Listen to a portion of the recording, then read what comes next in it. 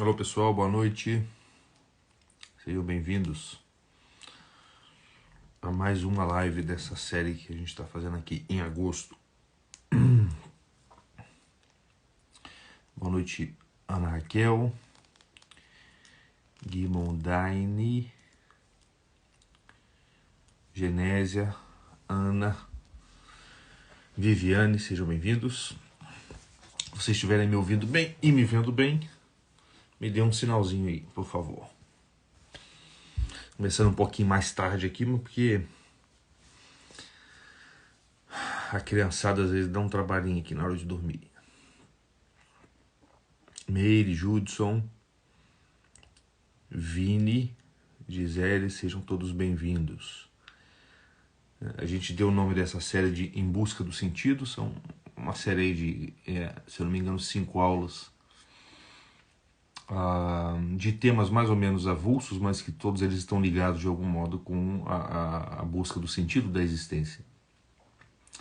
Na primeira live a gente falou um pouquinho sobre o senso de dever e a busca da felicidade. Na semana passada falamos um pouquinho sobre a arte da espreita e a luta interior.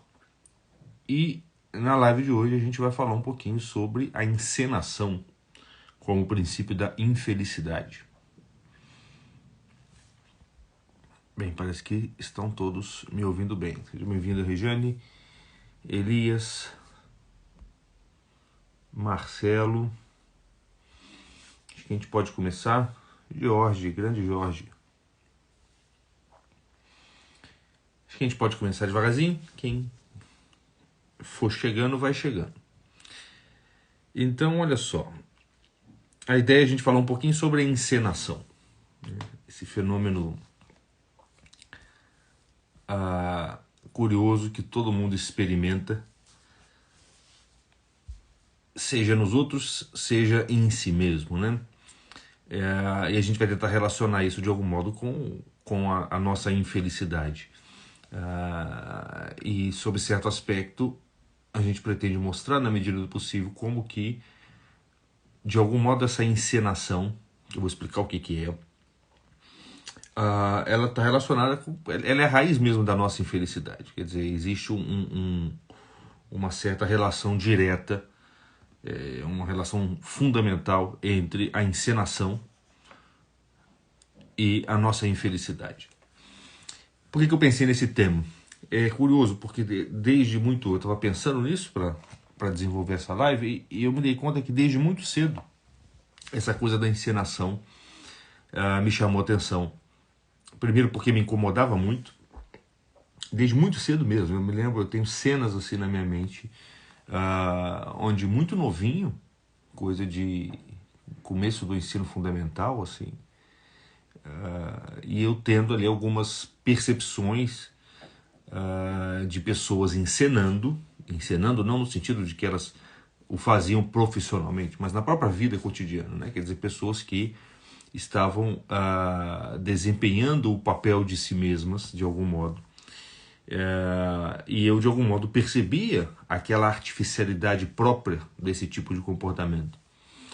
E percebendo essa artificialidade, eu não conseguia elaborar isso mentalmente, não conseguia dizer para mim mesmo que era isso que eu estava percebendo. Então a única coisa que reverberava dentro de mim era um sentimento de raiva.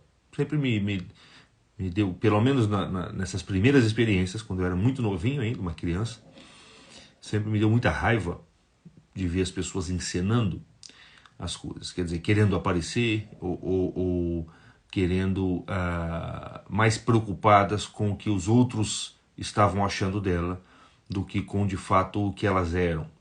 Na época, repito, eu não tinha condição nenhuma de elaborar isso intelectualmente, mas eu acho que essa coisa, essa certa artificialidade, essa falsidade no comportamento, eu acho que é uma coisa que é muito difícil de escapar do olhar humano. E eu me lembro que muito pequenininho eu já percebia isso, e a reação que eu tinha era uma reação de raiva, né? Eu me lembro de cenas bem específicas, assim, com pessoas bem específicas, com as quais eu não tenho mais contato, nem me lembro bem, mas eu lembro bem dessas coisas. Um pouco mais adiante, já mais velhinho um pouquinho, eu comecei a perceber que isso não era um problema só dos outros, mas era um problema meu também, né? Me lembro de uma cena, e essa eu posso descrever porque ela aconteceu comigo mesmo. Ah, durante a minha pré-adolescência, eu gostava muito de futebol, e como todo adolescente ali, pré-adolescente, eu tinha um time de futebol favorito, que era aqui no estado do Rio de Janeiro, era o Flamengo. E me vestia lá com a roupa do Flamengo e esse tipo de coisa, né? E só que eu nunca consegui ter, talvez porque dentro de casa os meus pais nunca tiveram nenhum apego em relação a essa questão de time de futebol. Eu nunca consegui desenvolver um interesse muito genuíno por essa coisa do time de futebol. Eu gostava muito de futebol, treinava futebol, mas eu nunca consegui incorporar aquela identidade no caso do flamenguista, né? Quer dizer, meu time ganhava, eu ficava feliz, mas não dava pulos de alegria. E meu time perdia, tudo bem, não me entristecia de fato. No entanto, quando eu tinha lá os grandes campeonatos, eu me lembro que a gente se reunia num determinado lugar, perto da minha casa, um restaurante, e os meus amigos da minha idade, não me lembro, devia ter ele por volta de, sei lá, 10, 11, 12 anos, talvez um pouco mais, os meus amigos demonstravam um interesse muito maior naquele espetáculo. Quer dizer, aquele espetáculo para eles era uma coisa de uma importância existencial que eu não reconhecia em mim mesmo. E isso a começar pelo fato de que eles se vestiam muito mais energicamente, com as cores do seu time, e eles gritavam, eles sabiam cantar as músicas, e eu não sabia cantar as músicas, e eles sabiam os nomes dos jogadores, e eu não sabia os nomes dos jogadores. E quando o time perdia, eles se entristeciam a tal ponto de chorarem, de entrar em desespero muitas vezes. E eu percebia naquilo uma sinceridade. Eu percebia que aquilo ali era espontâneo neles, né? E eu me lembro de uma cena específica onde teve uma final de um campeonato e o meu time lá, que era o Flamengo, perdeu. E os meus amigos todos começaram a chorar desesperados, e pulavam e gritavam e se acudiam um ao outro. E eu não conseguia fazer isso. Eu não conseguia, não vinha. Só que eu queria. Não vinha dentro de mim aquilo, mas eu queria aquilo. E eu me lembro de uma das coisas que eu tenho mais vergonha. Os meus irmãos estavam presentes na época, e eu me lembro que eu comecei a chorar de forma falseada. Eu comecei a chorar, mas um choro completamente falso. Eu me lembro exatamente do esforço que eu fiz para chorar e para tentar participar daquela atmosfera, daquela comoção que eu estava vendo os meus amigos participarem e da qual eu não era capaz. Então eu comecei a me esforçar muito artificialmente para poder chorar porque o meu time tinha perdido. E foi uma coisa terrível, porque você chorar forçado é uma coisa muito ruim. E eu chorei, e eu lembro que os meus pais ficaram espantadíssimos porque eu nunca tinha reagido daquela maneira, e naquela situação parecia que eu estava reagindo. E eu me lembro exatamente que no fundo, dentro de mim, eu sabia que os meus pais estavam percebendo que aquilo ali era falso. Então vocês percebam, eu era muito novo, mas vocês percebam, era um jogo de máscaras e de véus, tá? Muito complicado, muito complexo, que eu não era capaz de elaborar, mas hoje, olhando para trás, eu percebo tudo aquilo que estava acontecendo.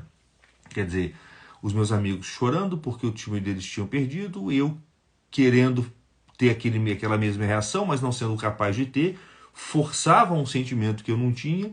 Externamente eu conseguia me manifestar daquela maneira, mas interiormente eu sabia que eu não estava sentindo nada daquilo, e sabia inclusive que as pessoas que estavam me vendo daquele jeito e me acudindo com pena de mim também sabiam que aquilo não era legítimo, né? Imaginem o mal que isso não faz para uma pessoa. É claro que eu era muito novo, e quando a gente é muito novo, esse tipo de comportamento ele é mais justificável. Num adulto é que isso é terrível mesmo. Um pouco mais adiante ainda, eu comecei a perceber uma outra face dessa questão da encenação, porque chega um certo momento da sua vida em que você começa a querer consertar as coisas, você começa a querer ser uma pessoa legítima, um homem legítimo, você não quer mais encenar. Chega um momento em que você amadurece e você cansa de querer parecer alguma coisa diante dos olhos dos outros. Você começa a querer se julgar perante o olhar de Deus. E quando você começa a querer se julgar perante o olhar de Deus, não tem mais espaço para encenação nesse sentido. Você não quer mais disfarçar as coisas. Você quer cumprimentar alguém, você quer falar com alguém, você quer fazer uma oração, você quer dar uma aula, e você quer fazer isso com sinceridade, com espontaneidade. E eu comecei a perceber como que era difícil ser espontâneo. Ser espontâneo era muito difícil. Eu queria ser o que eu era, e não conseguia. Ficava sempre uma distância entre aquilo que eu era e aquilo que eu conseguia de fato realizar e manifestar nas minhas ações, nas minhas palavras, daquilo que eu era. Então era uma outra face da encenação. Então vocês vejam. Primeiro, eu já como que descrevi aqui 3 experiências específicas pelas quais essa questão da encenação chamava a minha atenção. Primeiro, quando eu percebi algumas pessoas querendo ser o que elas não eram, e como que desempenhando um papel diante dos outros para poder serem aplaudidas, serem agradáveis e se sentirem mais queridas, mais valorizadas pelo olhar dos outros. Isso me gerava muita raiva, eu sempre detestei muito isso, e até hoje eu não gosto disso. Depois eu percebi em mim uma tentativa de ser aquilo que eu não era. Então, isso que eu via nas pessoas, eu percebi em mim. Eu tentando ser o que eu não era. E eu tive a experiência de que, quando você faz isso, algo dentro de você não pode ser enganado por você mesmo. Porque você se divide. No momento em que você tenta encenar o que você é, você se separa de você mesmo e começa a existir 2 indivíduos ali dentro. Um que é aquele que você é mesmo, que está nu de algum modo, e outro que é aquele que você está encenando para aparecer de algum modo diferente para aquelas pessoas que estão em torno. O exemplo que eu dei da minha tentativa de ficar triste e comovido com a derrota do meu time de futebol. Uma tentativa completamente frustrante e patética. E o terceiro exemplo que eu dei é que, depois de um tempo, eu amadureci e eu comecei a querer ser eu mesmo.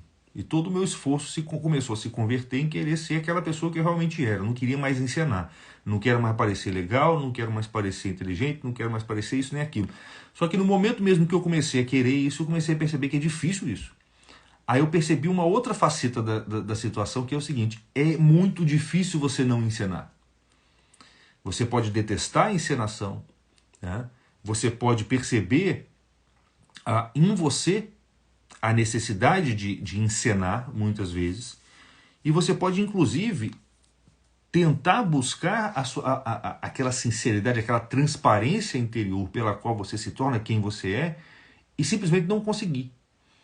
E às vezes você vê algumas pessoas que são tão humildes, são tão transparentes, são tão elas mesmas, e você fala: como que eu faço para falar uma frase com essa doçura e com essa simplicidade que essa pessoa fala? Aí você tenta fazer, e você percebe que a sua frase sai contaminada pela vaidade, pelo orgulho, por alguma paixão ou alguma coisa que a torna artificial e faz de você mesmo um papel, faz com que você esteja interpretando um papel e não seja você mesmo. Você percebe que você não consegue se colocar tal como você é nos seus atos e nas suas palavras. Isso é terrível, porque agora é o caso da pessoa que quer ser o que ela é e não consegue de jeito nenhum. Então você tem 2 extremos. Você tem o caso da pessoa que não quer ser quem ela é e quer aparecer outra coisa diante dos outros. E você tem o outro extremo, que é o caso da pessoa que quer ser quem ela é, mas não consegue. Porque a cada vez que ela tenta, ela interpreta um papel e ela começa a perceber que é muito difícil você conseguir se colocar para as pessoas, para o mundo, tal como você é. São 2 extremos. Diante desses exemplos e dessas circunstâncias, eu comecei a pensar um pouco nisso. De onde vem essa encenação? Qual é a razão disso? Quais são os benefícios, os malefícios e o que fazer diante disso? E eu comecei a perceber o seguinte: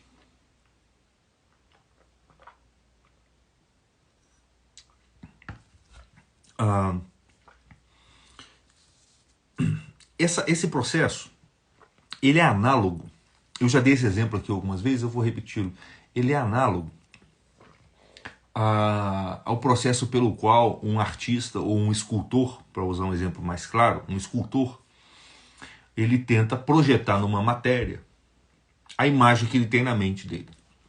Quer dizer, então vocês imaginem aí um escultor que tem diante dele uma pedra de mármore, ou uma pedra qualquer, e na mente dele ele tem uma imagem. E ele quer projetar, ele quer imprimir essa imagem naquela pedra. Bem, essa pedra, ela é para o escultor ao mesmo tempo um amigo e um inimigo. A pedra é amiga do escultor na medida que sem ela ele não consegue manifestar aquela imagem que ele tem na mente. Sem aquela pedra, a imagem que o escultor tem na mente, a ideia que ele tem, é somente dele. E ele não pode mostrá-la para os outros. Ele não pode transmiti-la para os outros. Mas, ao mesmo tempo, essa pedra é inimiga do escultor, porque no momento mesmo em que ele tenta imprimir essa imagem na pedra, ele começa a perceber que isso é difícil e que a pedra tem características próprias que dificultam a manifestação da imagem. Então ele precisa lapidar a pedra, ele precisa quebrar a pedra, ele precisa violentar a pedra numa certa medida para conseguir fazer com que a pedra manifeste aquela ideia que ele tem na sua própria mente. E sobre esse aspecto, a pedra é um inimigo para ele, porque ele não sabe nunca até onde ele deve ir e a partir de que momento ele deve parar. Ele não sabe se ele tem que tirar um pouco mais ou se ele tem que parar a atividade dele, porque a pedra parece sempre querer impedir que ele manifeste corretamente e perfeitamente aquela imagem que ele está imprimindo nela.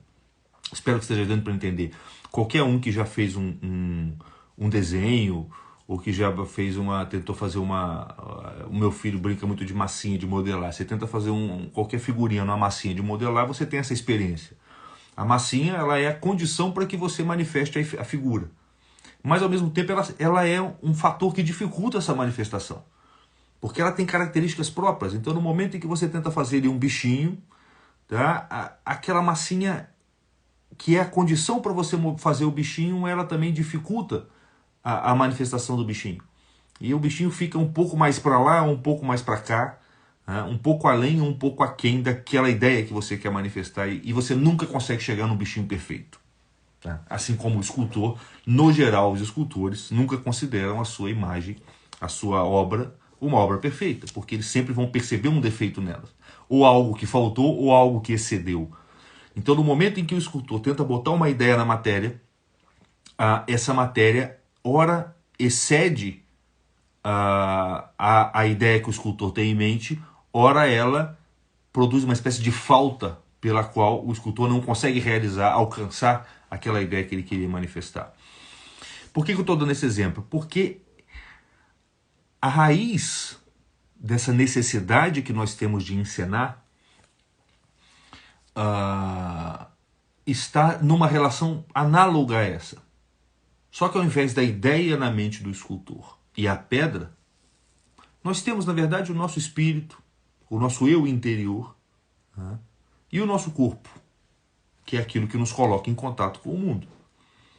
Então vocês imaginem que o nosso corpo é como se fosse a pedra bruta que o escultor tem para poder manifestar a sua ideia. Né? E a ideia do escultor corresponderia, nesse exemplo, ao nosso eu interior, aquilo que você realmente é, aquilo que você é e que você experimenta que é desde o momento em que você se concebeu enquanto tal. Quer dizer, só você tem a experiência de você mesmo aí dentro. Né? E você sabe tudo praticamente que se passa aí dentro. Quando você mente, você sabe que você mentiu. Quando você finge, você sabe que você finge, que você fingiu. Você sabe o que você quer ser, você sabe o que você fala para os outros do que você quer ser e você sabe o que você não fala para os outros do que você quer ser. Você sabe o que você quer que os outros pensem de você, o que você quer que os outros pensem que você pensa dele, e você sabe o que você realmente pensa dos outros e que você não conta para os outros. Quer dizer, dentro de você tem uma testemunha que ela é completamente nua, num certo sentido. Ela não existe véus ali dentro. Ela é nua. tá? Ela está pura. Tá? Essa testemunha, ela, para ela chegar até os outros, para ela agir no mundo, para ela entrar em contato com as outras pessoas, para ela se mostrar para os olhos dos outros, ela precisa do corpo. E corpo aqui envolve tudo, os seus gestos, as suas palavras, o seu olhar, as suas ações, o seu modo de ser, o seu modo de se vestir, o tipo de música que você ouve, as coisas que você lê, a sua profissão e etc. Tudo isso aí entra no corpo. Então, quer dizer, existe um interior nu e existe um exterior constituído de uma espécie de tecido ou de massa plástica pela qual esse interior se mostra para os outros. Tá? E essa relação corresponde mais ou menos à relação do escultor, que tem uma ideia dentro da sua mente e tem uma pedra do lado de fora, e é nessa pedra que ele vai mostrar a ideia. Só que assim como essa pedra, apesar de ser amiga do escultor, porque é ela que permite ao escultor mostrar a sua ideia, assim como essa pedra é também inimiga dele, porque ela dificulta esse processo, o nosso corpo, a nossa fala, a nossa linguagem, a nossa relação com o mundo, também dificulta esse processo pelo qual nós queremos nos mostrar para as pessoas. Ele dificulta esse processo. De modo que nós vivemos constantemente numa espécie de inimizade entre o nosso eu interior, né, e o nosso corpo. Uma espécie de inimizade entre aquilo que você é, aquela nudez interior que você testemunha desde pequeno, desde sempre, e isso que você mostra para o mundo que você é. E é dessa dualidade, é dessa dinâmica entre essa nudez interior, tá, e essa faceta externa que vem todo esse problema da encenação, da artificialidade, tá, e da dificuldade de ser sincero, da dificuldade de você ser quem você é e colocar isso que você é em tudo aquilo que você faz. Num certo sentido, a nudez do corpo é uma metáfora, é um símbolo disso. O que acontece? É muito comum, os psicólogos sabem disso, é muito comum que as pessoas sonhem que estejam nus em algum lugar. Né? As pessoas dormem e sonham, de repente elas sonham que estavam, sei lá, dentro de um ônibus ou num lugar público e estavam nus. E elas ficam, quando elas se dão conta disso, ficam completamente envergonhadas, porque nós, tal como conta, é descrito no mito, na história do Gênesis, a nudez do corpo nos envergonha. Quando você está sem roupa e os olhos das pessoas se voltam para você, você fica envergonhado, de algum modo. E essa vergonha, essa necessidade que nós temos de nos cobrir, né? Eu me lembro sempre das cenas dos desenhos animados, quando alguém de repente fica nu, ou pelo menos com as roupas mais íntimas, ela se cobre imediatamente. Essa necessidade de cobrir isso que está nu, de vestir isso que está nu perante dos olhos dos outros, é análogo a essa necessidade que nós temos de encenar. Porque de algum modo, por alguma razão, a gente não quer mostrar para os outros isso que nós somos, isso que nós sabemos que nós somos. Na maior parte dos casos, nós não queremos mostrar para os outros isso que nós de fato somos, e que nós sabemos que somos, e por isso nós nos vestimos.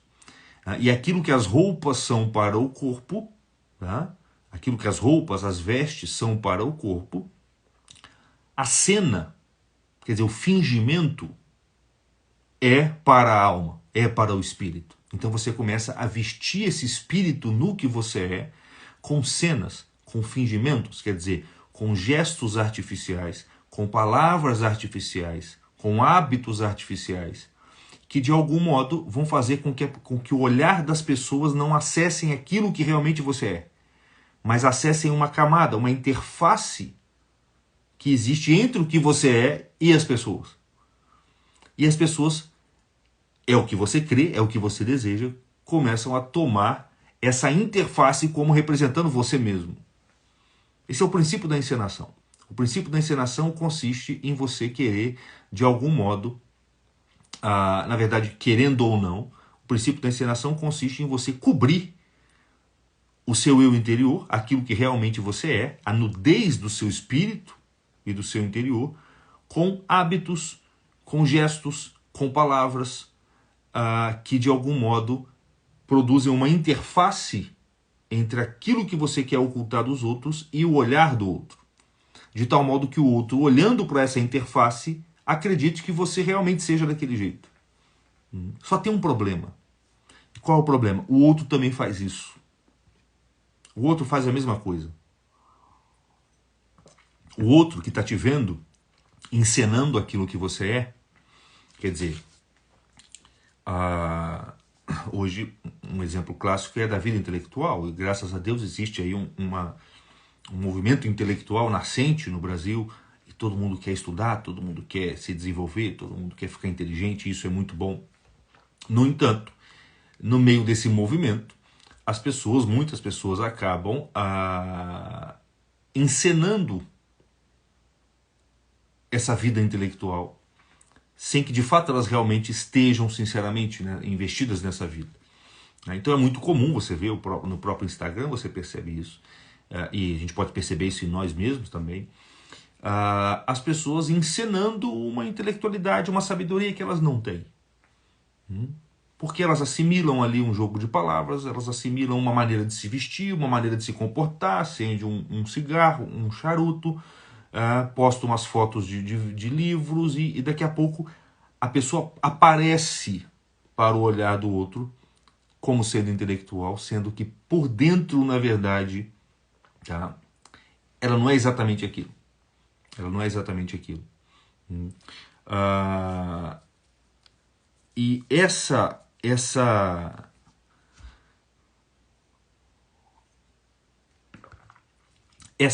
esse processo ele tem um problema que é o seguinte: o outro que está te vendo e que você pretende que tome a sua aparência pelo seu próprio ser, aquele outro de quem você está escondendo aquilo que realmente você é, ele está fazendo a mesma coisa. Ele também está nu por dentro e também está criando uma série de subterfúgios, uma série de véus e de vestes para poder cobrir aquilo que ele realmente é e que ele não quer deixar aparecer, e fazer com que de algum modo, para os olhos dos outros, ele apareça como alguma coisa que ele não é, como alguma coisa melhor do que ele não é. O Judson disse que vende uma narrativa que não é a dele. Exatamente, a narrativa é uma maneira de você dar uma roupagem diferente para o seu eu interior. Você conta a sua história de uma maneira que não é exatamente a mesma. Você diz que você é algo que você não é. Mas isso pode ser feito de muitas maneiras. Você vê, no Instagram é fácil ver isso porque o Instagram é muito imagético. Então as imagens mostram muito isso. Tá? Porque, no fundo, essa encenação é uma busca por uma originalidade. Quer dizer, você quer ser original. Você quer ser original no sentido de você quer ser o que você é. Você quer mostrar assim, eu sou o que eu sou e não sou fulano, não sou fulano, não sou fulano. Mas como você está encenando, no fundo, daqui a pouco está todo mundo igual, fazendo a mesma coisa, agindo da mesma maneira, com os mesmos gestos e as mesmas palavras, cada um acreditando que está sendo original. Só que o problema maior não é esse. O problema maior é que cada uma dessas pessoas que fazem parte desse teatro, onde ninguém é exatamente o que é e todo mundo quer se mostrar como sendo aquilo que não é, cada uma dessas pessoas que fazem parte desse teatro testemunham interiormente que elas não são isso e que elas são outra coisa que elas querem ocultar. De modo que, num certo sentido, um sabe que o outro está ocultando e sabe que que ela mesma está ocultando.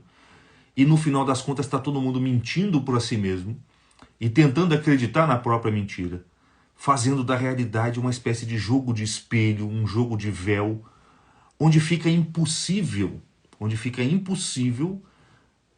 as pessoas estabelecerem uma relação saudável com o mundo, com elas mesmas e com os outros. E é por isso que a gente vê no meio intelectual, no meio onde as pessoas deveriam cultuar as virtudes e onde elas até dizem e fingem terem essas virtudes, nós vemos tantas brigas, tantas picuinhas pequenas, tantas coisas dignas de uma esfera da realidade onde que não tem nada a ver com virtude, com vida intelectual, com verdade, com sabedoria. Mas a gente percebe isso. A gente percebe isso. E essas pessoas também percebem. Então você cria um mundo meio que neurotizado, um mundo meio que paranoico, onde todo mundo está interpretando alguma coisa e sabe que o outro está interpretando, e cada um começa a acreditar nesses vários papéis, nessas várias máscaras, porque todo mundo faz isso e não tem como você não fazer isso. E aí é o mundo da encenação, né?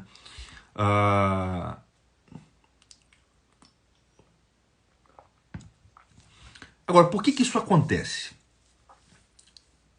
Num certo sentido, essa encenação, quer dizer, a necessidade de interpretar um papel, é natural no ser humano. O ser humano, ele precisa interpretar um papel. Por que ele precisa interpretar um papel? Porque ele é uma pessoa. Os animais não têm esse problema. Os animais não precisam interpretar nenhum papel, porque eles não são uma pessoa. E aí cabe até uma referência, a palavra pessoa, né, vem de persona, que significa máscara. Os animais não precisam interpretar um papel, porque eles não são uma pessoa. Tá? Eles simplesmente seguem as determinações instintivas que a natureza está ali. Cada hora uma máscara, um eu que aparece dentro da alminha ali do animal, toma o lugar do outro, ganha na briga que está acontecendo lá dentro, entre os vários desejos que o animal tem, entre os vários impulsos que o animal tem, cada hora um ganha. E não tem nenhum problema com isso. O problema começa no ser humano. Por quê? Porque no ser humano acontece uma outra coisa. Esses vários instintos, ou esses vários personagens, esses vários pensamentos que existem dentro de nós, cada um querendo tomar a frente da nossa vida, todos eles estão ali, cada um querendo ser o ator principal. Só que existe um ator principal dentro do ser humano, que está naturalmente colocado para além dessas várias forças instintivas, desses vários desejos, desses vários pensamentos que agitam a nossa mente. Quer dizer, o ser humano ele tem um eu espiritual que contempla e testemunha tudo aquilo que está acontecendo dentro dele. E isso falta ao animal. Quer dizer, o animal ele é simplesmente, se a gente quiser usar um exemplo bíblico, o animal ele corresponde às nações. Dentro do animal existe o império das nações.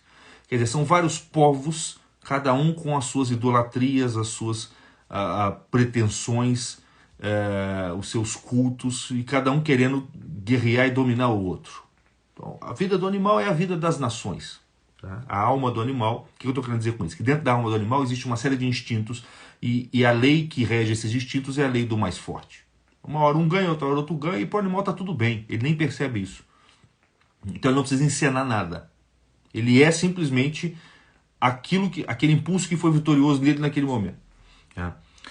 No caso do ser humano, existe não somente essas nações, porque o ser humano também é um animal, mas existe um Israel ali dentro, existe um povo escolhido ali dentro. Quer dizer, dentro dessas várias inclinações que você traz na alma, tem uma ali, tem uma instância específica na sua alma, que ela é especial, que ela é escolhida, e que por isso mesmo ela se sobrepõe às outras nações e consegue visualizar e testemunhar todo esse fluxo de forças que está acontecendo dentro de você. Essa instância superior que existe dentro de você é o seu verdadeiro eu. É a sua pessoa, é a raiz da sua pessoa, é aquilo que você realmente é. Então o que acontece? Ao invés de simplesmente seguir os impulsos que existem dentro de você, existe em você algo que precisa escolher qual impulso seguir. Que precisa liberar o impulso numa direção ou em outra. Quer dizer, dentro de você existe um juiz que, vendo todas essas facetas e essas nações que existem dentro de você, pode decidir qual delas ele vai seguir ou não. Pode dispô-las de uma maneira ou de outra, justamente para construir a sua personalidade. O que a gente chama de personalidade é aquilo que você vai construir a partir desse sujeito que você é, que é Israel dentro de você, com as várias nações que existem ali. Quer dizer, o que você vai fazer com esse povo que existe dentro de você? O seu verdadeiro eu não é nenhum indivíduo ou nenhum desses povos. O seu verdadeiro eu é aquilo que percebe essa população dentro de você e pode dispor livremente dessa população. Isso é o seu eu, é a sua pessoa. A sua personalidade é o resultado do que você vai fazer com tudo isso. E é por nós termos, é por existir esse mecanismo dentro da nossa alma, que nós encenamos, que nós precisamos encenar, que nós precisamos imitar de algum modo, que nós precisamos, entre aspas, falsear de algum modo. Porque existe uma distância entre aquilo que nós somos, e aquilo que nós queremos ser, e aquilo que nós manifestamos, e aquilo que nós queremos que os outros pensem que nós somos. Mas sempre existe uma distância entre esse eu mais profundo que nós somos e aquilo que se mostra. Porque o que se mostra em você,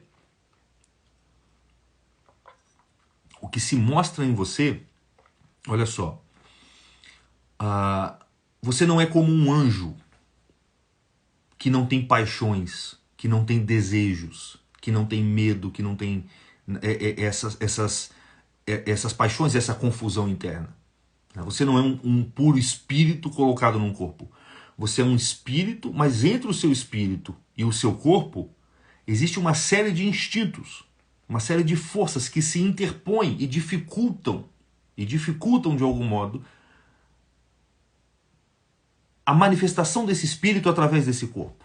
Quer dizer que entre o seu eu e o mundo existe uma confusão generalizada pela qual você tem, e a qual você tem que atravessar para conseguir mostrar o seu espírito para o mundo. Quer dizer, entre o Sérgio que está aqui dentro e vocês que estão aí fora, tem um monte de coisa. Tem a vergonha de estar falando em público, tem o medo de não conseguir se expressar bem, tem a dificuldade de talvez não ter entendido muito bem o assunto, tem a vaidade, né, de querer não somente ensinar, mas querer ensinar e ser aplaudido e ser admirado. Tudo isso está entre o que eu sou, né, e vocês. E no momento em que eu tento mostrar o que eu realmente sou, que eu tento fazer um esforço para ser sincero, para ser aquilo que eu sou, eu preciso atravessar toda essa população para chegar até vocês daquela maneira. E nesse movimento de atravessar essa população, isso que eu realmente sou vai se pervertendo, né, e vai ganhando um gosto artificial, de tal modo que quando eu chego até vocês, eu chego manchado um pouquinho pelo medo, pela vaidade, pelo orgulho, pela insegurança e por uma série de outras coisas. Mas isso é uma das maneiras da gente encenar. Então eu queria distinguir aqui três modos específicos, três relações possíveis entre o nosso eu, né, e a nossa imagem, o nosso corpo, aquilo que mostra esse eu para o mundo. Tá?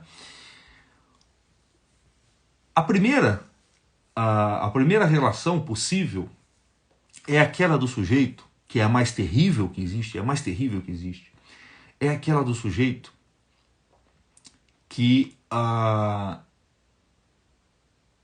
ele está preocupado, quer dizer, a imagem que ele manifesta para os outros não é uma imagem do que ele é, nem uma imagem do que ele quer ser, mas é uma imagem daquilo que ele quer que os outros pensem que ele é. Essa é a pior situação possível. Quer dizer, quando o seu espírito e o seu corpo, quer dizer, o seu espírito e a imagem desse espírito, que é o corpo, quer dizer, entre o interior e a pedra na qual você vai manifestar esse interior, para voltar no exemplo do escultor, estão desvinculados.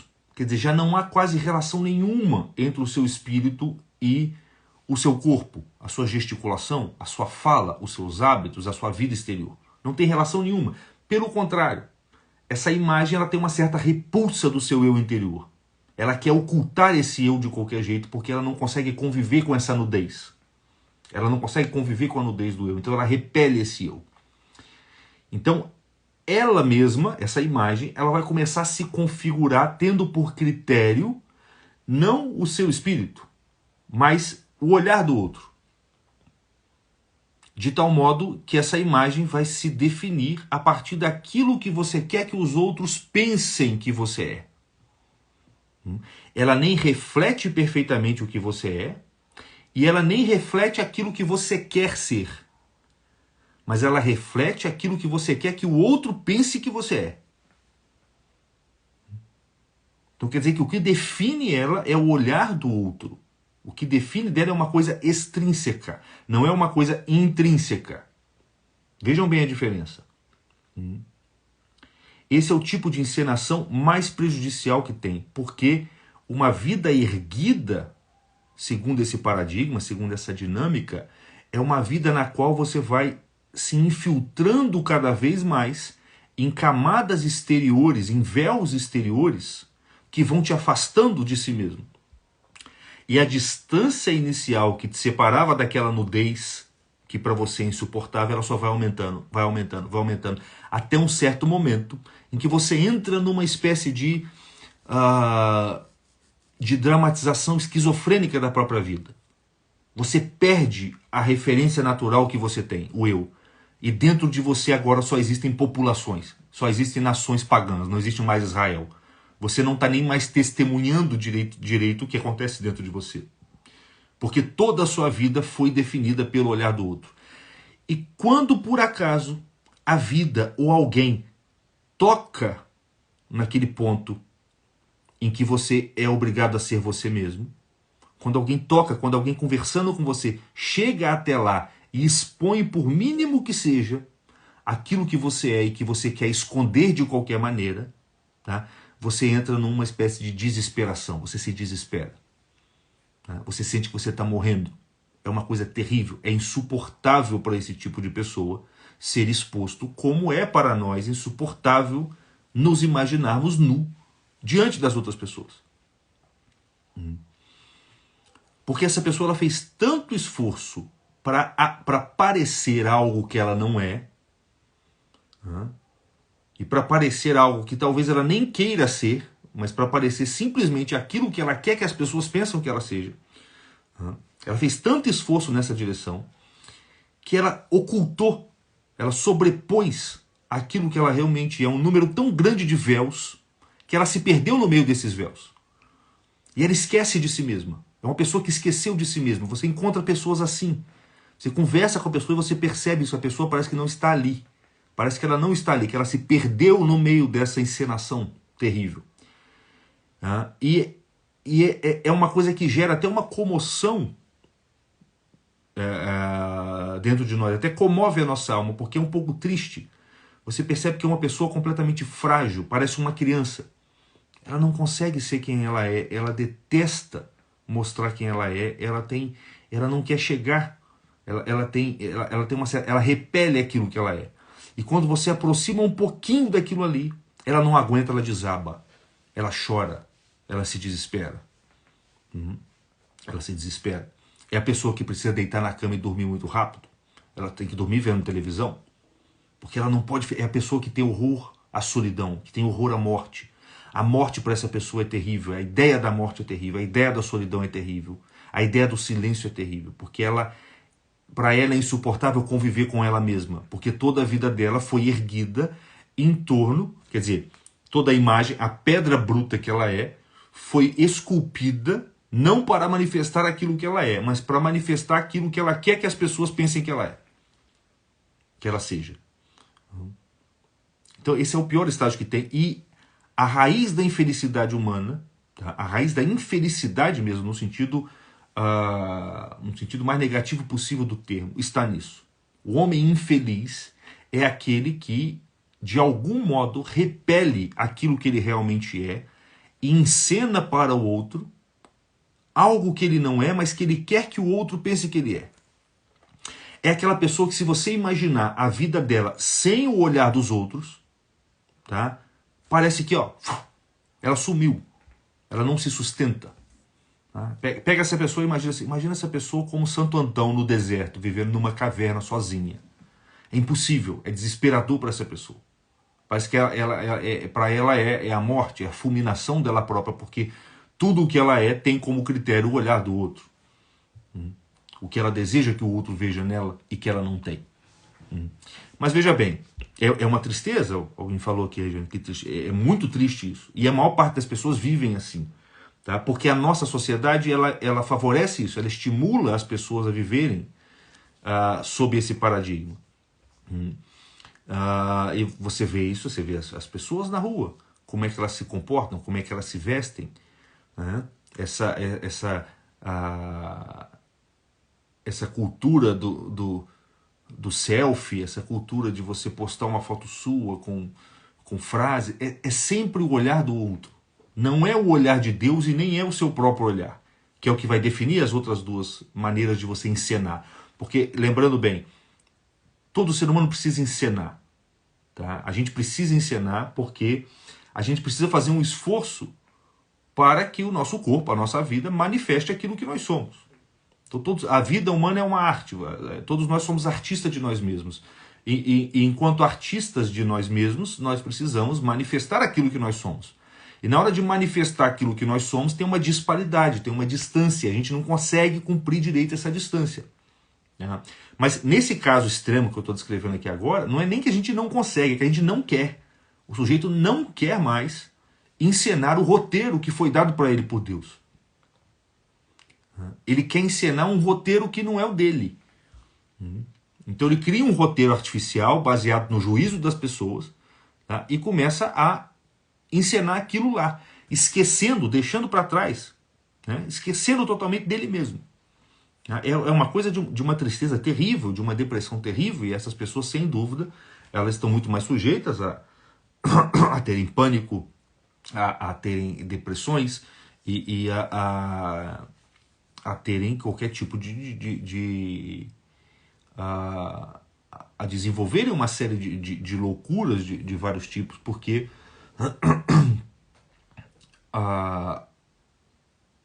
se você é uma coisa, mas ao mesmo tempo a sua vida é desenvolvida em cima da negação disso que você está se falsificando, você está criando uma fissura dentro da sua alma. Né? E é insuportável, ninguém consegue sustentar duas coisas ao mesmo tempo durante muito tempo. Você não consegue sustentar dois eus ao mesmo tempo durante muito tempo. Isso é terrível. E não são somente dois, são vários. São vários, porque existem muitas pessoas e as circunstâncias do mundo mudam e você vai encenando. E daí vem a maior parte da infelicidade humana. Vocês podem perceber isso. E as pessoas encenam realmente tudo. Porque você percebe isso na igreja, as pessoas se convertem e elas começam a querer parecer piedosas. Não como um meio de se tornarem piedosas, mas porque querem que os outros a julguem piedosas. Tem uma diferença nisso. O meu filho, que tem 2 anos e pouquinho, ele me imita. Ele anda na rua com as 2 mãos no bolso, como eu faço. Ele para encostado na parede, com a perna cruzada, mais ou menos como eu faço também. Ele imita uma série. Mas por que ele imita assim? Por que na criança você não percebe essa artificialidade? Porque a criança imita porque ela quer ser aquilo. Ela quer se tornar aquilo. E tudo aquilo que você quer se tornar, você começa a se tornar pela imitação. Porque de algum modo aquilo que a gente faz com o corpo reverbera também naquilo que de fato nós somos. Então, uma criança que quer se tornar uma pessoa capaz, uma pessoa livre, porque o que a criança aqui, o que ela está vendo do adulto? É alguém mais forte do que ela, mais independente do que ela, e ela quer se tornar aquilo. Então, não podendo de fato ainda ser aquilo, ela imita aquilo no exterior, e isso é bom, porque isso é um estímulo para que ela se torne. No caso da criança, isso é um estímulo. O primeiro passo para a gente se tornar algo é você fazer uma ideia do que é esse algo, e ao fazer uma ideia do que é esse algo, é claro que você vai começar a imitar esse algo em alguma medida. Porque essa imitação vai contribuir para a realização desse algo. Quer dizer, a finalidade do que você quer, o fim ao qual você quer chegar, ele aparece primeiro na sua mente, tá? Como uma causa eficiente, como um impulso que vai te levar até lá. E por ele aparecer primeiro na sua mente, embora ele esteja realmente, ele esteja lá no final, na sua mente ele aparece antes de você chegar lá. E por ele aparecer na sua mente antes de você chegar lá, você já começa a antecipá-lo de algum modo. E essa antecipação faz parte do processo que vai te levar até lá. Então, um segundo caso é quando a pessoa imita, encena aquilo que ela deseja ser e não aquilo que ela deseja que o outro pense que ela é. E nesse caso a encenação é legítima e boa. Ela é legítima e boa. Né? Porque essa pessoa está simplesmente fazendo um esforço intelectual para se conceber, para se mover na direção daquilo que ela quer se tornar. Né? Quando você vai aprender uma arte qualquer, você vai aprender a tocar violão, a primeira coisa que eu já fui professor de violão, a primeira coisa que você faz, a primeira coisa que o professor de violão faz é o quê? Ele bota o violão na perna da pessoa, bota a mão da pessoa igual a dele, bota a outra mão e fala, ó, faz um barulho aí, faz esse movimento, faz. E a pessoa fica até envergonhada, e quando ela faz é uma coisa truncada e feia, um barulho terrível. Eu há uns, sei lá, uns 8 anos, não me lembro bem, eu fui aprender francês. E fiquei cheio de vergonha, porque eu cheguei lá e eu tinha que imitar aquilo que o meu professor estava falando. Primeira coisa que eu tinha que fazer é o quê? Fingir que eu falo francês. E eu não conseguia. Mas se eu como eu queria aprender francês, eu tinha que fingir, eu tinha que falar as primeiras palavras, e sai aquela coisa feia, depois você vai aperfeiçoando. Então faz parte do processo cognitivo humano simular aquilo que você quer se tornar para se tornar isso que você quer se tornar. Essa simulação é importante. Mas nesse caso, a imagem que você está gerando é baseada no desejo do que você quer ser. E não naquilo que você quer que o outro pense que você é. Tá? Tem uma diferença muito clara, embora realmente o limite entre uma coisa e outra é muito difícil de ser estabelecido. E boa parte das pessoas, ainda mais no mundo intelectual, que acha que está imitando para se tornar aquilo que quer ser, está na verdade imitando por uma espécie de repulsa do que ela realmente é e tomando como critério o que ela quer que os outros achem que ela é. E como é que você percebe isso? Pela arrogância. Porque a pessoa que imita porque quer chegar até lá, ela o faz humildemente. Ela não arroga para si aquilo que ela não é. A pessoa que imita porque quer que o outro pense que ela já chegou lá, ela faz com arrogância. Por quê? Porque o sujeito que já chegou lá, o sujeito que já é aquilo que você quer se tornar, vamos supor, o intelectual, tá? Ele pode arrogar para si uma autoridade. Porque ele é um intelectual. Então ele pode dar uma bronca, entendeu? Ele pode falar, ele pode assumir a proporção dele, pode falar, eu sei isso, você não sabe isso, então fique quieto, pô. Ele pode fazer isso, porque ele de fato sabe. Ele não está arrogando. O que é o arrogante? É aquele que arroga para si algo que ele não é, que ele não tem. Agora, o sujeito que tem, ao arrogar para si isso que ele tem, não tem nada de errado nisso. Ele está assumindo a própria proporção do que ele é. Agora, o sujeito que, no momento que ele começa a imitar, a simular aquilo que ele gostaria de ser, aquilo que está lá na frente, e ao fazer isso, ele faz com arrogância, ele está dando testemunho de que, na verdade, ele está imitando não porque ele quer ser, ele está imitando porque ele quer parecer que já é. E como aquele que está lá no final, aquele que é o modelo no qual ele está se inspirando, pode arrogar para si o conhecimento e a autoridade que tem, ele também começa a arrogar para si sem ter. Só que ele não tem. Ele arroga para si uma autoridade que ele não tem. Aí fica uma coisa caricata, uma coisa horrível. É um sujeito que não é aquilo, não tem aquela autoridade, aquele domínio, tá? Mas age como se tivesse.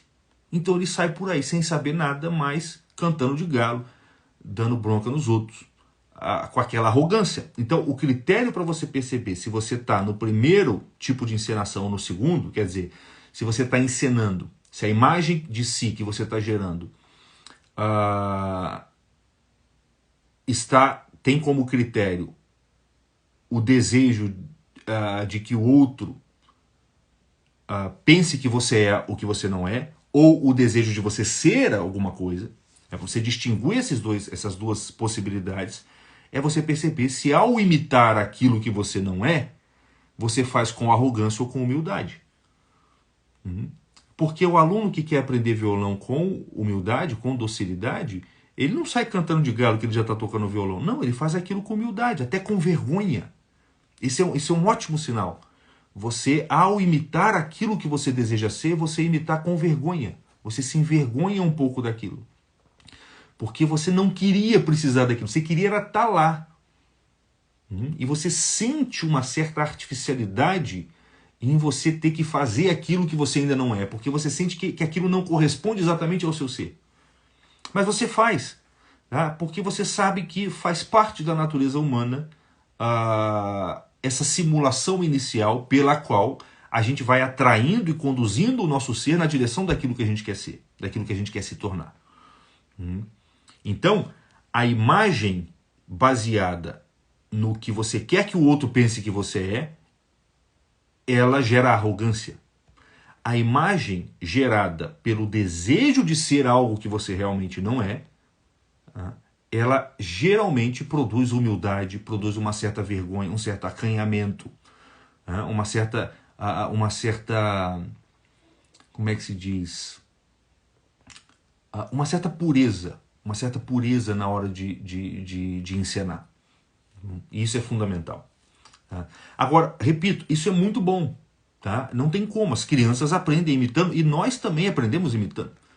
Né? Você vai ler a vida dos santos, você vai ver os grandes intelectuais, você vê uma pessoa que você admira, você vai começar a querer ser igual a essa pessoa. E você pode começar a se vestir como ela. Porque talvez o modo dela se vestir seja um reflexo daquilo que ela é. Tá? E imitando isso, talvez a sua vida comece a te empurrar mais na direção daquilo que ela é. Isso são elementos acidentais, é claro. Mas os elementos acidentais têm uma importância justamente para te empurrar, para criar uma ambiência dentro da qual o esforço interior que você está fazendo para chegar lá possa caminhar de uma maneira mais direta, possa caminhar de uma maneira mais eficaz na direção daquilo que você quer se tornar. Então não é um mal essa imitação. O mal, o que é o mal? O mal é você querer saltar o processo que você tem que percorrer, o caminho que você tem que percorrer até chegar lá. Esse é o mal. Quer dizer, entre você e aquilo que você quer se tornar, tá, existe uma distância. Quando você quer saltar essa distância e já quer simular ter chegado lá no final, tá, isso é o mal. E aí é daí que vem a arrogância, porque você vai imitar a arrogância que aquela pessoa tem. Só que ela pode ter, você não. Agora, se você está imitando aquilo lá, com docilidade, com humildade, simplesmente para dar o primeiro passo, o segundo passo, o terceiro passo e percorrer todo o caminho até chegar lá e não poder mais simular nada e simplesmente ser aquilo que você queria ser, isso aí não tem problema nenhum, é não somente benéfico como necessário. Tá? Ninguém faz nada, ninguém realiza nada sem fazer isso. Isso vale para o seu eu interior também. Porque dentro de você tem algo que você já é. E que você precisa ajustar sua vida externa a isso que você já é. E você, de algum modo, precisa também imitar e simular isso que você já é. Você também precisa parecer humilde para ser humilde. Precisa parecer sincero para ser sincero. Só que, novamente, você não pode se arrogar para si a humildade que você não tem. Mas você pode, querendo alcançar essa humildade interior, que num certo sentido todo mundo tem, porque quando a gente quer ser humilde ou quer ser sincero, o que a gente quer ser? A gente quer ser aquilo que nós somos lá dentro mesmo. Tá? Essa humildade, essa sinceridade, todas as virtudes que nós buscamos, elas já estão dentro de nós de algum modo. Tá? Você só quer atualizá-las, você quer chegar até elas. Quer varar as camadas artificiais para chegar até elas. Então é a mesma coisa, é um caminho na direção de algo que você deseja ser. Só que esse algo que você deseja ser agora é você mesmo. Não é uma profissão, não é a vida intelectual, não é qualquer outra coisa. E para percorrer esse caminho, você de algum modo também vai precisar começar a imitar aquilo ali. Aliás, por que vocês acham que a gente, quando vai rezar, a gente se ajoelha? Por que a gente se ajoelha quando vai rezar? Por que a gente inclina a cabeça na hora de rezar o Pai Nosso? Por que a gente faz prostrações? É uma imitação. Você está imitando corporalmente a humildade interior que você quer chegar, a qual você quer chegar. Então, quando você se ajoelha para rezar, tá? É porque, num certo sentido, você se ajoelha para rezar porque interiormente você ainda é incapaz de se ajoelhar. Interiormente você ainda é capaz de ser humilde.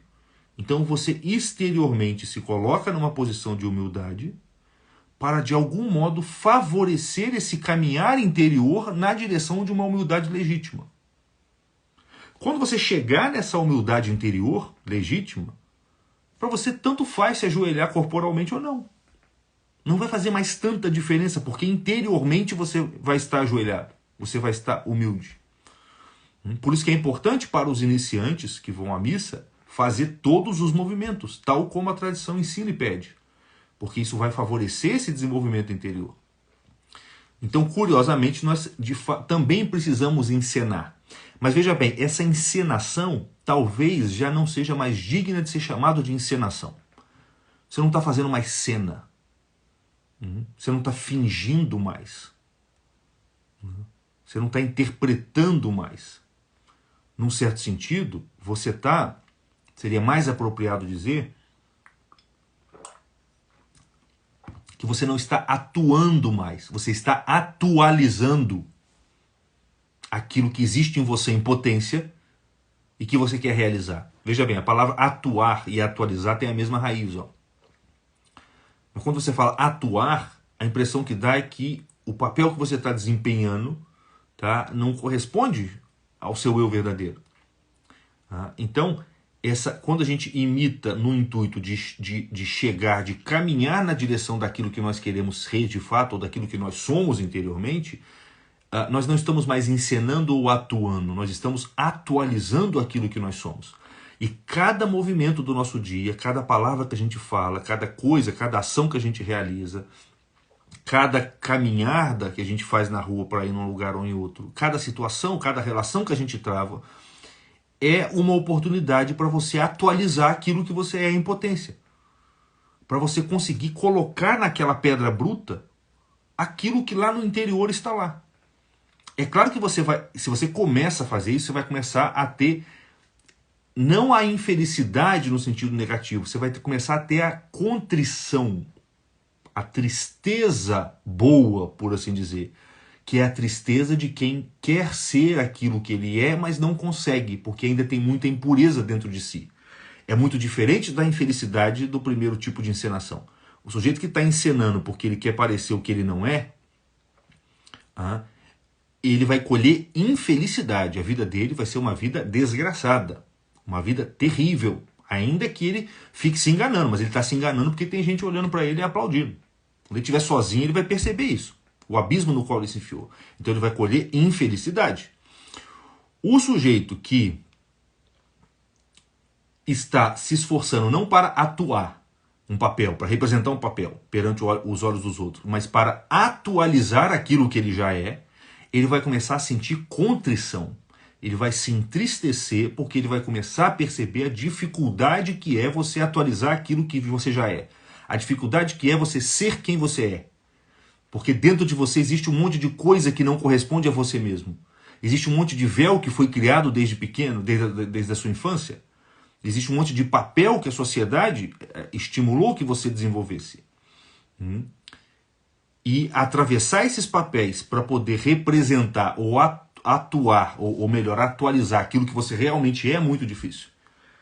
Então, nesse segundo caso, o que você vai ter é uma contrição, uma tristeza por não conseguir ser aquilo que você quer ser. Mas essa contrição ela não é uma infelicidade, porque ela é movida mesmo por uma certa alegria, por um certo desejo, um certo amor de estar se aproximando, por uma certa esperança, de estar se aproximando, de estar farejando, de estar sendo convidado a se tornar quem você é. E o terceiro caso é o sujeito onde não tem mais separação entre o que ele é e a imagem. É aquela obra de arte perfeita, onde você olha para a estátua de mármore e nem vê mais o mármore, você só vê a estátua. O que é uma obra de arte perfeita? É aquela que o sujeito fez lá uma estátua do Sócrates e ele pergunta para você, o que é isso? Você nem pensa em falar que aquilo é mármore, nem pensa em falar que aquilo é estátua. Você fala que aquilo ali é Sócrates.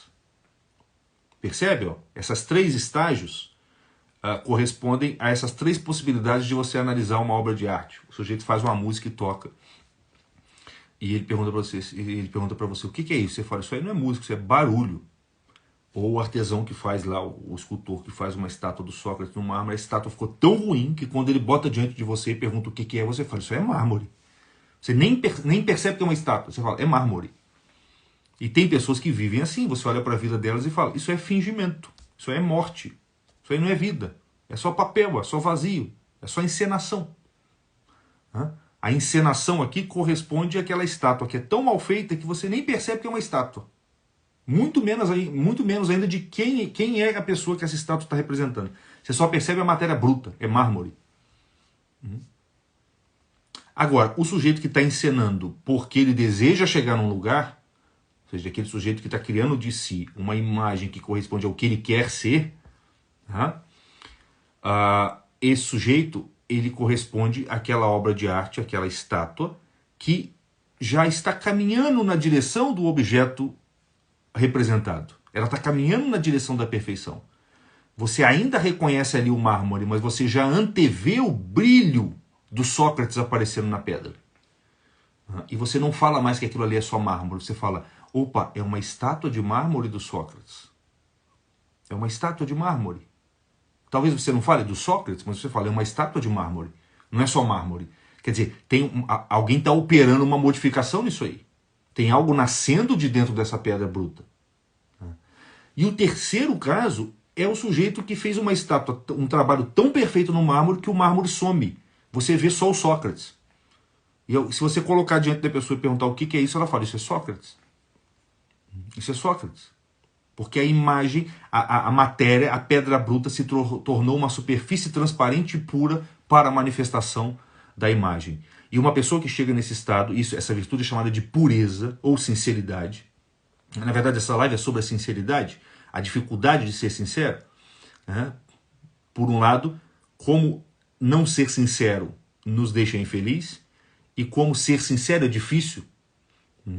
A pessoa que atinge essa sinceridade, essa pureza, nela não há mais diferença entre a imagem e o que ela é.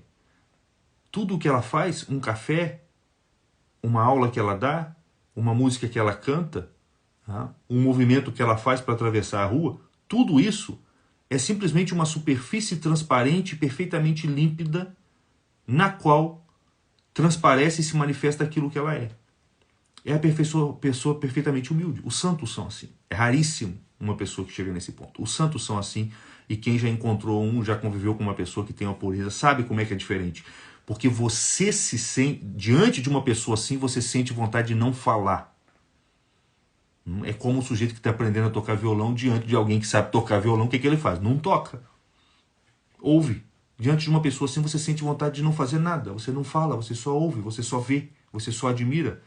Porque nela, o interior flui tão perfeitamente para o exterior que a vida dela se torna não mais uma encenação, não mais nem uma atualização da potência, mas ela se torna quase que uma imagem do ato puro. A pessoa se torna divina diante de você. Ela se torna realmente uma imagem de Deus diante de você. Deixa eu dar uma olhada aqui nas perguntas para ver se a gente pode esclarecer um pouco mais a partir do que as pessoas falaram.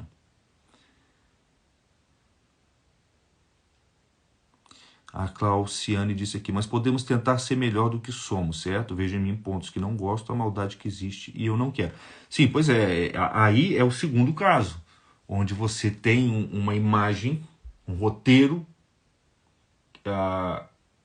onde você quer chegar, em direção ao qual você está caminhando, e para chegar lá, de fato, você vai ter que simular aquilo numa certa medida, mas aí já não é mais simulação, né? Aí é o que eu disse, você está atualizando uma potência da qual você é capaz. Essa atualização envolve, de algum modo, uma espécie de mimetismo, mas é um mimetismo bom, como alguém colocou aqui. Aqui, foi a Valéria que colocou, um mimetismo bom. O Matheus Stoffel colocou aqui, no caso da imitação na vida intelectual, ainda que benéfica didaticamente, não pode gerar malefícios para o público, ou seja, quando envolve uma questão moral, não seria melhor começar publicamente Depois, não. Não envolve malefício. Não vejo por que envolveria o malefício público. O malefício vem quando você começa a se arrogar algo que você não tem. Mas assim, o sujeito sabe que você é aluno do fulano. Tá? O mínimo que se espera é que ele entenda que você está assimilando as técnicas, a maneira de falar, a maneira de pensar, tá? Daquele fulano. É por isso que nas artes marciais os alunos são reconhecidos como filhos ou discípulos de tal mestre. Então um sujeito está olhando o outro lutar e fala assim, aquele ali é discípulo do fulano de tal. Aquele ali é discípulo do outro fulano de tal. Porque é esperado que se reconheça no discípulo algo do mestre, a presença do mestre. Isso é natural. Isso é natural. Isso não interfere. A gente precisa entender também que o desejo por originalidade, no sentido moderno, é uma coisa prejudicial.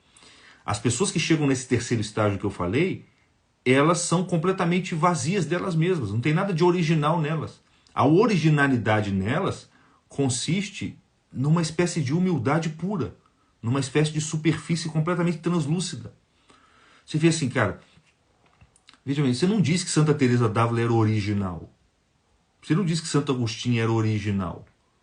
Entendeu? Original, esse termo você usa para falar de um monte de gente que não tem nada de original, que são os artistas, por exemplo. Você fala lá, o Cazuza era muito original. Era muito original. Tudo bem. Mas tá lá, querendo ser um monte de coisa que ele não era. Agora, os grandes homens nos quais o espírito está perfeitamente ajustado à imagem, ao corpo, aos gestos, às palavras, aos hábitos, são pessoas que, por uma espécie de milagre muito estranho, elas não são originais, elas parecem que não estão ali, mas não estando ali, o absoluto é que se manifesta através delas, que se torna presente através delas. E o absoluto é muito mais do que elas. Na verdade, todo o esforço que a gente faz é para ser o absoluto, é para manifestar o absoluto. A pessoa original, nesse sentido, no sentido moderno, é aquela que vai construindo uma personalidade com privações do absoluto. Ela vai se afastando do absoluto e querendo ser independente do resto. Por isso que é uma coisa soberba. Então, se você não segue esse caminho, mas se na verdade você está tentando se aproximar do seu mestre, você no fundo está tentando se aproximar do absoluto. Então é natural que o público, se for um público sincero e não mal intencionado, pelo contrário, ele perceba aquilo como uma coisa boa. Ele perceba aquilo primeiro como a presença do mestre e segundo como a presença do próprio absoluto em você. Então a gente não deve temer proceder dessa maneira, desde que a gente esteja fazendo isso com esse desejo legítimo de chegar nessa sinceridade, nessa pureza perfeita. Porque aí a imitação não vai ter esse ar de artificialidade. Ela não vai ter o ar de artificialidade, ela vai ter o ar de purificação. Ela vai aparecer para o público como um processo de purificação. Como quem diz, ele está aprendendo. Ele está, é diferente você olhar para o sujeito e falar assim, não, é que ele está aprendendo. Por isso que ele está fazendo assim, ele imita um pouco, essa parte aqui já é dele, ou ele já está conseguindo fazer sozinho. Uma outra coisa é você apontar para o sujeito e falar assim, mas ele está simplesmente imitando o outro. Acende aí um charuto, fala um monte de palavrão e está imitando o fulano de tal. Acontece muito com o Olavo de Carvalho. E com muita gente, isso acontece mesmo. Então tem uma diferença bem clara nisso aí. Não sei se eu consegui expressá-la bem, mas existe. No movimento, o Varela colocou aqui, no movimento de imitação que exterioriza a soberba, o próximo passo seria a inveja, seguida de ódio à pessoa que tem aquilo que não se tem. Sim, porque essa pessoa que está falseando a coisa, tá, e que começa a arrogar para si aquilo que ela não é, seria a encenação bruta mesmo, quando ela vê alguém chegando, alguém que está se aproximando de ser aquilo que ela está fingindo ser, na verdade quando ela vê alguém simplesmente desejando aquilo, mas mais ainda quando ela vê alguém chegando no ponto de ser substancialmente aquilo que ela está fingindo ser, ela não vai querer o bem dessa pessoa. E ela vai ter inveja. Ela vai se entristecer diante do bem do outro. E quando você se entristece diante do bem do outro, isso te conduz de algum modo a querer a aniquilação do outro.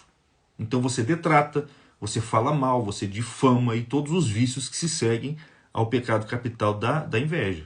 Exatamente. O Paulo tinha pedido para você comentar sobre a diferença dessa encenação natural e o ceticismo de Freud, Marx e Nietzsche. Ah, beleza, Paulo, eu tinha visto que você tinha escrito aqui, mas ficou lá para cima.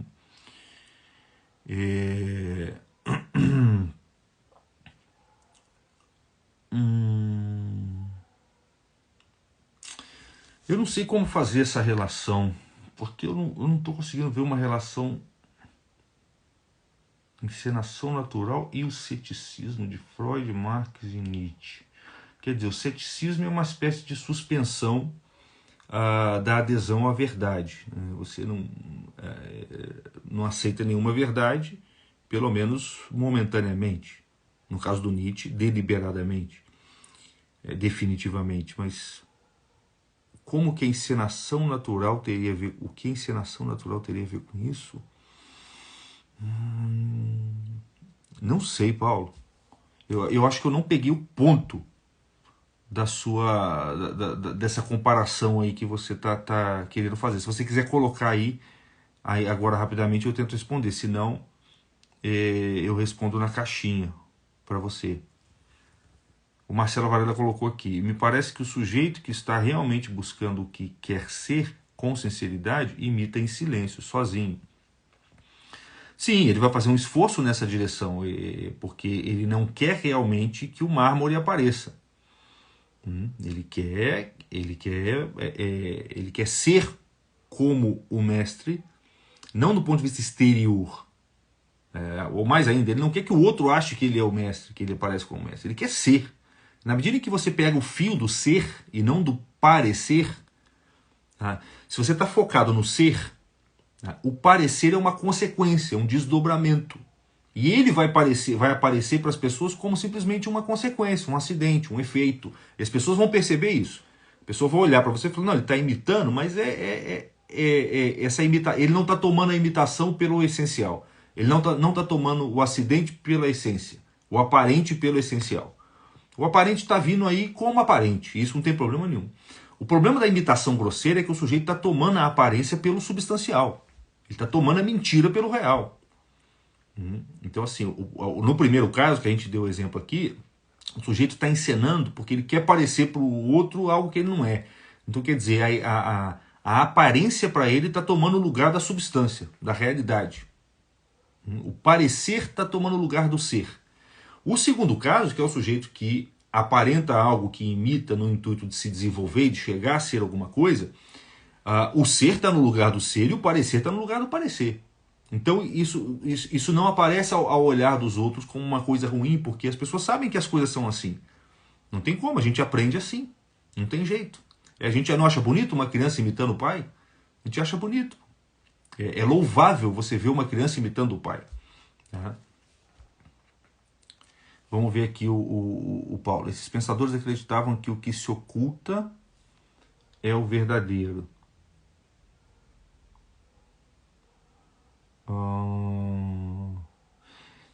Tá, não sei se eu já peguei, mas eu sei que existe no Freud, existe no Nietzsche, até no Marx também, mas voltado para uma outra esfera da realidade, a ideia de que existe uma verdade por trás das aparências. Quer dizer, o Freud vai dizer que todo o nosso comportamento consciente ele é simplesmente uma superfície que manifesta uma dimensão inconsciente. O Nietzsche vai dizer a mesma coisa. Todo o nosso comportamento aparente ele manifesta ali uma série de tensões inconscientes internas. Tá? Isso é verdade? Tá? Isso é verdade, isso acontece. A própria descrição que nós estamos dando aqui pode ser vista segundo essa nomenclatura, porque o que leva uma pessoa a encenar? A gente não tratou disso aqui, mas o que leva uma pessoa a querer ser aquilo que o outro, querer parecer algo perante o olhar do outro, ao invés de querer ser o que ela realmente é? O que leva a isso? É uma série de coisas. É o medo, é o medo de expor as suas fraquezas, porque aquele eu nu que nós temos lá dentro, ele é um eu pobre, miserável, fraco. Pô. Todos nós somos fracos. Você assumir isso, todos nós somos fracos. A gente é burro, a gente é estúpido, a gente é vaidoso, a gente é ridículo. A gente deveria saber disso e sempre se lembrar disso. Mas é muito difícil, porque A sociedade está baseada, num certo sentido, nessa encenação. E é isso que o cristianismo chama de o mundo. O mundo é esse falatório, aquilo que o Heidegger chama de o mundo cotidiano, o falatório, né, no qual a gente é meio que preso. E é difícil você sair dali de algum modo. Então existe uma série de fatores que fazem com que a gente queira se ocultar. E sob certo aspecto, faz sentido você julgar as pessoas pelo que está oculto por trás delas. Mas isso também é muito perigoso. Isso também é muito perigoso, porque, por exemplo, no caso do Freud e do Nietzsche, eles generalizam isso. Então, todo mundo está ocultando alguma coisa. Então, assim, o êxtase de Santa Teresa, na verdade, é um desejo sexual reprimido que se manifesta numa alucinação com Deus. Pô, mas peraí. Por que não é possível uma pessoa onde exista um perfeito ajuste entre o interior e o exterior? Essas pessoas existem. Elas existem. E a gente pode caminhar nessa direção. Quer dizer, o consciente, o exterior, a imagem, o que a gente manifesta, não é um escravo absoluto do oculto, do inconsciente. Ela não é um escravo absoluto. Ela pode se tornar vítima dele, mas ela pode também se tornar serva de um oculto de natureza superior. É isso que o Viktor Frankl chama de inconsciente espiritual.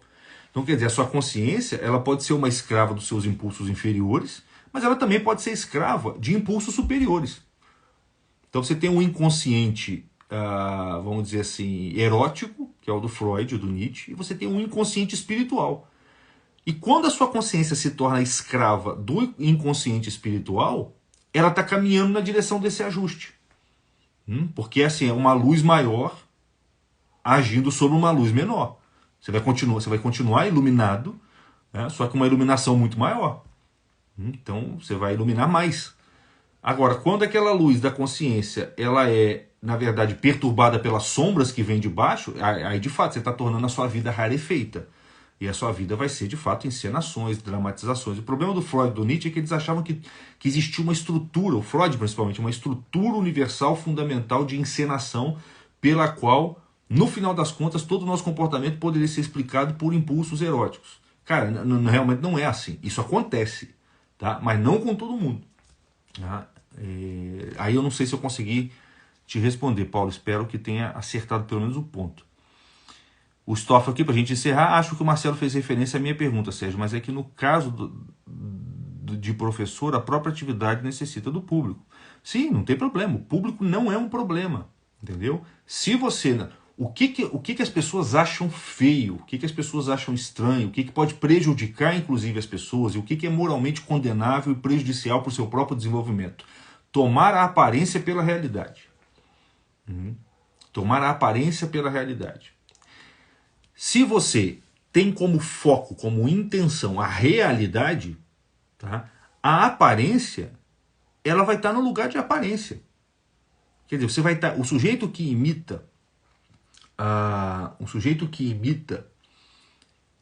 no intuito de caminhar na direção daquilo, quer dizer, o sujeito no qual a imitação ela é como que uma primeira atualização de uma realidade que será plenamente atualizada no futuro, esse sujeito, ele não está tomando a aparência pela essência. Não, ele sabe muito bem que ele não está lá. Só que ele sabe que para chegar lá ele precisa começar a fazer as coisas. É o exemplo que eu dei. Como é que você vai aprender a tocar violão? Você vai ter que pegar e imitar o cara durante um tempo. Como é que você vai aprender a falar francês, alemão? Você vai ter que começar a falar alemão. Não tem muito jeito, você tem que começar a fazer. Por isso que os métodos de ensino de filosofia sempre foram o seguinte, cara, o aluno tem que começar a ensinar. Se você não começar a ensinar, você não vai aprender aquilo. Você tem que começar a ensinar. E ao começar a ensinar, vai ter ali um pouco de mármore e um pouco de conteúdo, de forma. Um pouco de matéria e um pouco de forma. Vai ter um pouco do mestre e um pouco seu ali, no sentido de... Vai ter um pouco de imitação e um pouco de uma manifestação mais pura, mais original. E isso é natural. O público, ele vai perceber isso, como eu disse. Ele vai olhar para o sujeito e vai falar, ó, ele está aprendendo. Ele está aprendendo. E o público aplaude, pô. Quando uma criança, lá, um sobrinho, um filho, está aprendendo a tocar violão, ele faz a primeira apresentação para a família, sai aquela coisa mais ou menos. Você não fala que o cara é ruim, igual se você for no show, você contratou o show de um cara para fazer a festa de final de ano da sua empresa. Aí chega lá, o cara começa a tocar, o cara é horrível. O cara toca muito mal. O que, que você fala? Você bate palma e fala que ele tá aprendendo? Não, você fala, peraí, pô, por que, que esse cara tá vendendo o serviço dele se ele não sabe tocar? Pô, aí o cara tá encenando, pô. Agora, a criancinha que aprendeu a tocar e toca lá pros pais, pros tios e toca mal, mas tá aprendendo, você fala, não, tá aprendendo, pô, bate palma. Porque é assim que se aprende. Entendeu? Então, no caso do professor, ele precisa fazer isso. Só que ele tem que saber o limite. E esse limite, como eu disse, é dado pela arrogância e pela humildade.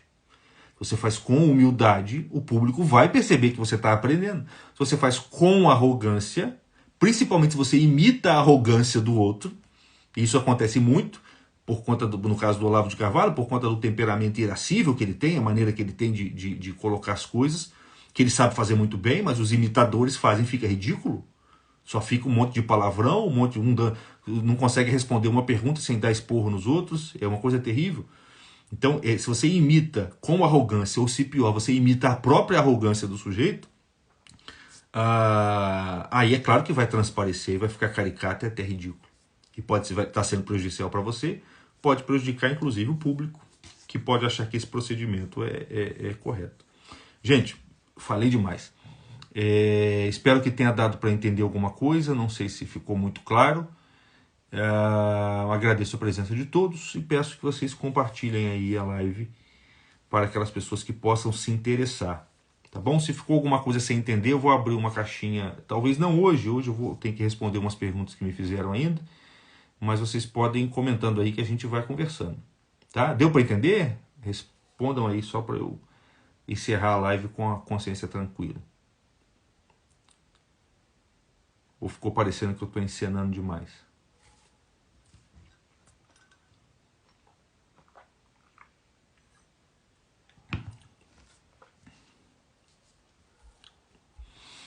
Beleza. Obrigado, gente. Então agradecendo. Eu acho que deu para entender aí. Grande abraço a todos. Falou, Varela, Judson, um grande abraço. Cíntia. Fique com Deus. Deus abençoe vocês e até mais. Falou, Paulo, um abraço. Vou responder a sua pergunta lá, Paulo. As suas perguntas são as que mais dão trabalho para responder. Nem sempre pelo conteúdo. Você elabora elas muito bem, mas é a quantidade de print que eu tenho que dar para responder suas perguntas. Mas não é uma objeção, não. Pode continuar mandando, que é muito bom. Tá bom? As suas perguntas são muito bem colocadas. Grande abraço, gente. Tchau, tchau.